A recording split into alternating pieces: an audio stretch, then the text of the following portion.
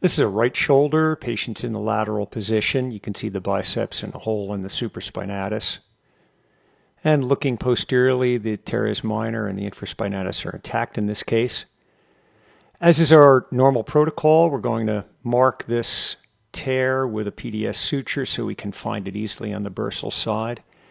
And you can see this tear doesn't look like much on the bursal side, but it's important to debride away any of the devitalized tissue and friable tendon tissue until you get to good tendon to repair. And that really shows you the actual tear. And then in a tear that goes more posterior, it's important to take out the posterior wall of the bursa so you can have exposure and repair the posterior part of the tear. Now next we have to decide how to repair this. We're going to pull on the tendon from anterior and from posterior and then from central.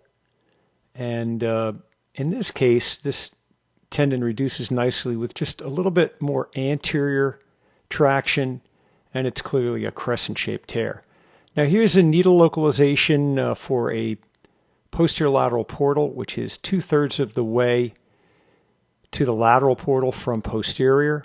And we start with the needle followed by a switching stick followed by the cannula over the switching stick. And you can see why we do this. Now with the posterior lateral portal, we have a much better view of the footprint, which allows us to do an appropriate footprint repair. You can see also that the standard lateral paracromial portal for inserting an anchor is too high an angle and the anchor could skive into the joint. So we'll often go anterior to the acromion with our needle localization, followed by a dilator. And you can see we're putting our dilator in right next to the articular margin. We'll follow this with a 4.5 biocomposite anchor. And again, you can see that anchor is directly adjacent to the lateral margin of the articular surface. We're going to place a simple mattress suture through the tendon, and we're going to use a grasping penetrating device. And we'll look under the tendon to try to place that suture right at the anatomic medial margin of the tendon, where it attaches onto the tuberosity. It's easier just to retrieve that suture out your anchor portal to keep it out of your way as you're putting in the sutures. And we've placed the second of the mattress from the anterior anchor. We've placed our posterior anchor, and this is the posterior limb of the posterior anchor mattress suture going into the tendon. Viewing those sutures now, you can see they're going through the anatomic medial margin of the tendon attachment to the footprint. It's very important to tie these medially. I think that's where most of your repair strength comes from. So we're going to tie that mattress posteriorly and tie the mattress anteriorly before we bring those sutures down to hold the footprint down. Now to do the footprint, it's important to debride the lateral margin of the bursa so you can see the flat area off the tuberosity where your lateral anchors need to be inserted. And we're actually viewing this from the posterior portal now.